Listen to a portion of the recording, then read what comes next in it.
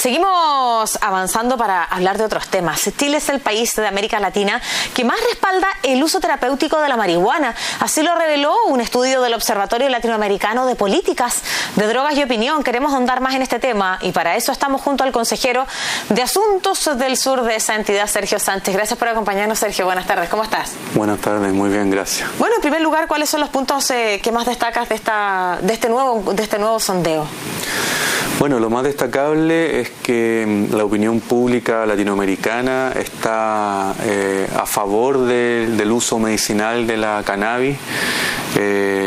Las cifras generales muestran un apoyo de más o menos el 65% de la gente encuestada, y en Chile las cifras son mayores aún y son las más altas de la región, con un 79% de apoyo. Por lo tanto, tú dices que de acuerdo a este sondeo, en América Latina, pero en el caso especial de Chile, hay un apoyo mayoritario, en este caso, a despenalizar la marihuana con fines terapéuticos. Claro, eso es básicamente lo que se aprende de las cifras, ¿no? Que la gente está disponible para avanzar en eso.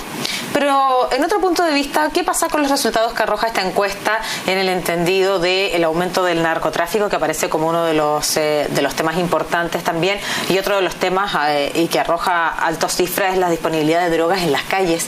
¿Qué es lo que piensan las personas que ustedes encuestaron? También aparece eso, aparece un hallazgo de que existe aumento de la percepción de narcotráfico y disponibilidad de droga, excepto en países como Colombia y México, donde yo creo que no se puede llegar más alto probablemente en esa percepción. Pero pareciera que en Colombia y México, y veía las cifras, bueno, creo que Colombia alcanzaba el 35%, por lo tanto pareciera que hay políticas que de alguna manera en la percepción indican que hay una disminución del narcotráfico ahí, ¿no es así? Es que Colombia y México son dos países que han estado preparando la agenda internacional que el próximo año viene la UNGAS, ¿no? Que es la reunión de Naciones Unidas, donde se va a revisar toda la legislación de drogas internacional, y esos dos países que han sido víctimas de la guerra contra las drogas están preparando hace rato ya unos discursos para llevar a la UNGAS que muestren lo nocivo que ha sido esta política, y parte de eso al interior de sus poblaciones es que han transmitido, digamos, de que hay que cambiar la política. Ahora no lo han podido hacer por razones políticas internas igual. Y en el caso específico de Chile, las cifras son contrarias, pese a que hay esfuerzos para poder disminuir el narcotráfico y también la disponibilidad de drogas en las calles. Pareciera que la percepción de la gente es distinta. Pareciera, por ejemplo, otra cifra interesante del estudio es que muestra que Chile es el país que más consume marihuana. Hay un 19% de la población entrevistada que consume. El 19% de la población entrevistada dice consumir regularmente marihuana. Claro, es una cifra es la más alta de la región para este estudio. Y eso tiene que ver con la percepción de la gente de que el consumo de la marihuana no es tan dañino como el del alcohol y el tabaco. El mismo estudio muestra eso, muestra que la gente tiene conciencia de que es más dañino que la marihuana, el alcohol y el tabaco.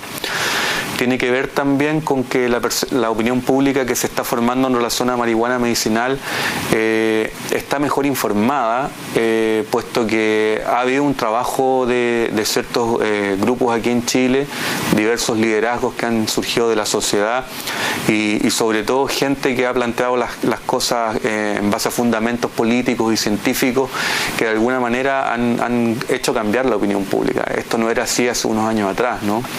El mismo estudio se los demuestra a ustedes. La tendencia ha mostrado eso, que cada vez hay más tendencia de la opinión pública a considerar esto como un problema de salud pública y menos como un asunto de seguridad interior del Estado, que hay más disposición a avanzar en marihuana medicinal. Eso es lo más notable, son cifras cercanas al 80% en Chile. ¿Y ustedes miden, o al menos dentro de la encuesta está incluido, el consumo de tabaco y alcohol? Está incluido la percepción de riesgo en relación a tabaco y alcohol. Y la gente tiene claro que la droga más dañina de todas es el alcohol. ¿Y qué pasa con el consumo de otras drogas? También se pregunta por cocaína y pasta base. Ahí los hallazgos son, hay un 7% de la gente que declara haber consumido coca en el último mes, que es una cifra un poco distorsionada respecto a las cifras oficiales, que hablan de alrededor de un 1% en población general.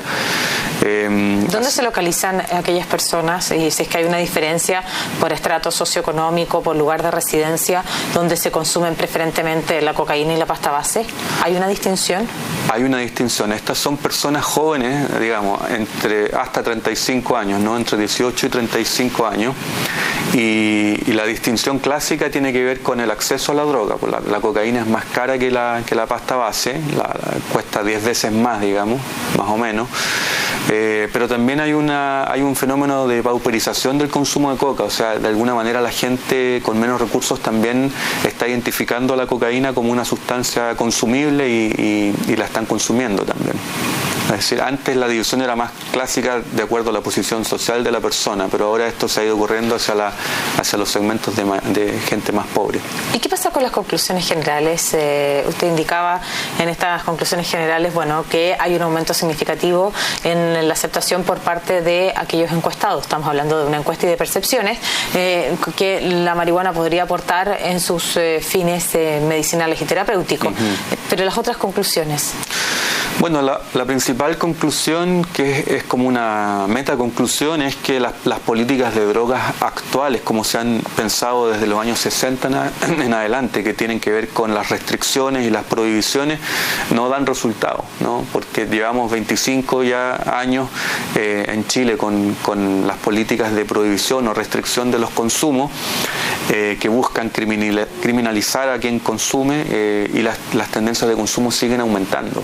Es decir, aquí hay un problema de enfoque de la política. Nosotros tenemos la convicción de que una política de control y prevención de drogas tiene que ser una política de salud pública y no de seguridad interior del Estado. Ese yo creo que es el corazón de los hallazgos. O sea, tenemos que cambiar prácticamente de departamento el eje, el ítem en este caso de consumo y prevención de drogas. Debiera ser. En los países desarrollados, por ejemplo en Holanda, el Ministerio de Salud, que es el que lleva las campañas de droga, también lleva los temas de deporte y recreación, por ejemplo. Y acá en Chile la política de droga está a cargo del Ministerio del Interior. Entonces realmente es un enfoque político de cómo se define la política pública desde el corazón mismo de la administración del Estado, lo que tendremos que tratar de mover. Es muy difícil, pero yo te diría que esa es la principal conclusión. Tú decías que en el caso del consumo de cocaína distan mucho las cifras oficiales con las cifras que ustedes manejan, porque hablabas de una diferencia de 8 puntos, entiendo, perdón, de 6 puntos, de 6 puntos en el consumo de cocaína. Entiendo que en el consumo una vez en la vida o en un consumo periódico. Esta pregunta es de quienes han consumido en los últimos 30 días. En población joven, o sea, hasta 35 años. ¿Y el resto de la encuesta la contrastan con las cifras oficiales? Bueno, también Me pregunto porque desde las cifras oficiales se construyen las políticas públicas, entiendo. Claro. Para el consumo de marihuana, por ejemplo, que muestra unas cifras de 19%, las cifras oficiales también son menores, hablando de un 7% más o menos de la población. Solo para terminar la entrevista, y para que tú también nos puedas transparentar cuál es la metodología que realizaron y cuántas personas son encuestadas. Yo tengo el estudio, y el estudio, bueno, para que lo quiera revisar es bastante más amplio, cuestiona y hace preguntas sobre el aborto, la homosexualidad, la eutanasia, el matrimonio igualitario y varios temas más, no solo en Chile, sino que también en América Latina. Por lo tanto, es una radiografía bastante interesante de temas que hoy en día son temas de discusión pública. Es el único estudio regional de estas características. Se hace en base a una muestra aproximada de 1.000 personas por país. Participan 9 países con organizaciones locales que levantan la información en cada país. ¿Y una encuesta telefónica? No, es presencial. ¿Es presencial? Sí, es presencial. ¿Y son 1.000 personas en Chile, bueno, en cada país de Latinoamérica, y son encuestas que se realizan a personas de distintos estratos socioeconómicos también? Claro, sí, la información se levanta para construir, digamos, la muestra desde censos e informaciones oficiales de cada país. Bien, pues muchísimas gracias por compartir con nosotros parte de las conclusiones de este interesante trabajo que realizan tanto en Chile como en América Latina. Gracias por la invitación.